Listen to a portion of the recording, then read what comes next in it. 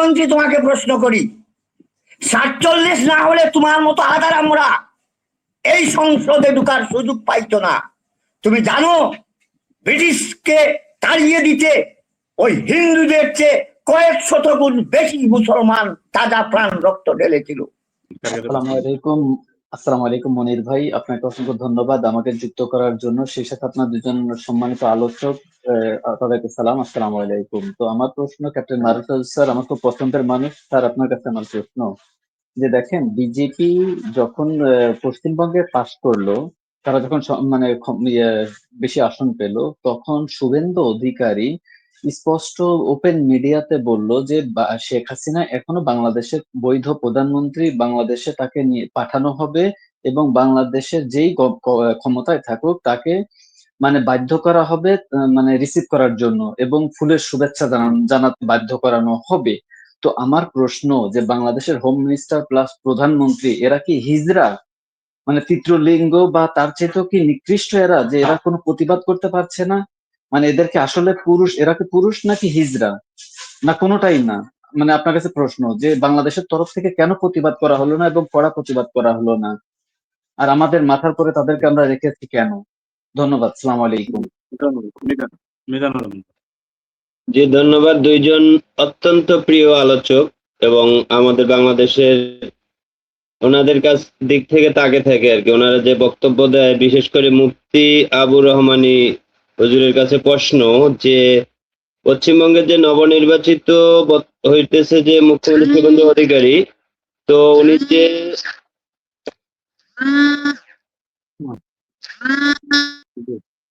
বলেন নজরুল ইসলাম। আসসালামু আলাইকুম সম্মানিত সঞ্চালক ভাই, অতিথিবৃন্দ, বিশেষ যে যেখান থেকে দেখছেন শুনছেন। শুভেন্দ্র বলল বাংলাদেশকে দখল করে নেবে। শুভেন্দ্র, তোমাকে আমি প্রশ্ন করি, বাংলাদেশ কি ভারতের অংশ? 1, 2, তুমি কি রাবণ বা অসুর যে পররাজ্য গ্রাস করবে? 3, শুভেন্দ্র, তোমাকে আবার প্রশ্ন করি, বাংলাদেশকে কি তোমার বাবা তার স্ত্রী অর্থাৎ তোমার মায়ের কাবিনে দেখিয়ে দিয়েছিল? তাও সম্ভব নয়। যতটুকু আমরা হিন্দুর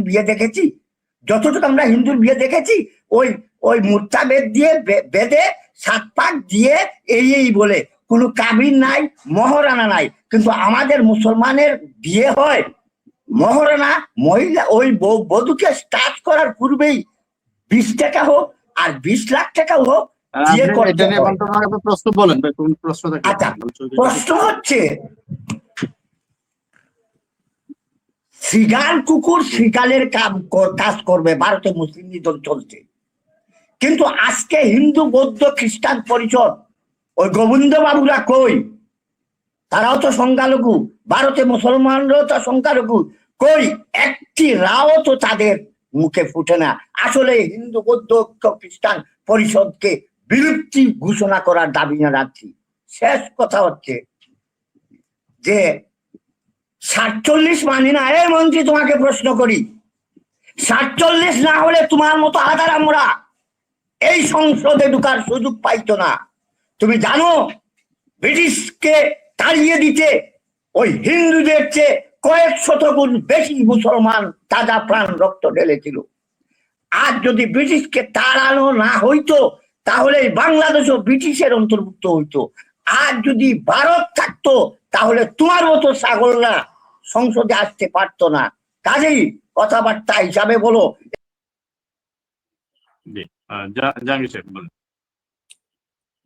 আসসালামু আলাইকুম রহমতুল্লাহ। মনির ভাই, আপনি ক্যাপ্টেন রাজু ভাই, সবাইকে ধন্যবাদ এবং সালাম। আসলে আমরা তো ভারত মহাদেশ থেকে 1947 সালে আমরা স্বাধীন হয়েছি, কিন্তু পাকিস্তান আমাদের স্বাধীনতার একটা অংশ। আমরা হইলাম পূর্ব পাকিস্তান, পাকিস্তান হলো পশ্চিম পাকিস্তান। এখানে আমাদের সাথে তো ভারতের কোনো অংশ নাই। আমরা পাকিস্তান থেকে যেমন কেউ হয়তো আপোষে ভাই আপোষে হয়তো কেউ ফাতিল ভিন্ন হয়, অথবা কারের হয়তো জোর করে ভিন্ন হয়। তা আমাদেরটা হয়তো বা জোর করে ভিন্ন হয়েছে, কিন্তু আমরা তো ভারতের অংশ না। তাইলে আমাদের বাংলাদেশের যে লোকজন যারা ক্ষমতাসীন, তারা যে এই হাসিনার আমলও আমরা দেখছি বিগত 17 বছর তাদের গোলাম হিসেবে চলছে, এর আগেও চলছে, এরশাদের আমলও চলছে। যারাই তাদের গোলামি করছে তাদেরকে ক্ষমতায় রাখছে।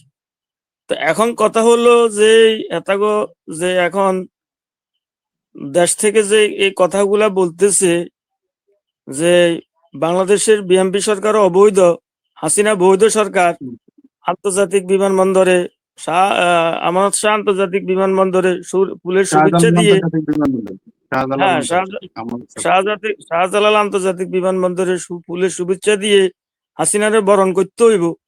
তাহলে আমাদের দেশের এখন পর্যন্ত মন্ত্রী অথবা প্রধানমন্ত্রী বলবে না, বিশেষ করে এটা পররাষ্ট্রমন্ত্রী এটার কড়া জবাব দিতে পারে। তার তো এখানে রাষ্ট্রদূত আছে, যদি ইয়ে না করতে পারে রাষ্ট্রদূতদের তো তলব করে বলতে পারে যে তোমার দেশ তো আর আমার দেশ একটা দেশ না, তাহলে তোমার দেশের লোকজনে যে এই কথাগুলা বলে এটা তো ধাত ভাগা জবাব দেওয়া উচিত আমরা মনে করি। কিন্তু আজ পর্যন্ত যে লোকটার বিরুদ্ধে ডক্টর ইউনূসের আমলে বিএনপি অভিযোগ উঠে রাখছে যে এই লোকের তাড়াতাড়ি এই উপদেষ্টা থেকে বাদ দিবার জন্য, ওই লোকটারে এখন আবার পররাষ্ট্রমন্ত্রী বানাই, তারে যে বানায় রাখছে। তো আমরা এটার থেকে কি আশা করতে পারি ভাই?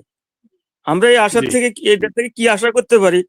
আমি বিজ্ঞ দুই আলোচক থেকে আমার এই প্রশ্নটা, আমরা তো এটার কড়া প্রতিবাদ চাই। আমরা স্বাধীন দেশ, আমরা স্বাধীন হিসাবে ধন্যবাদ।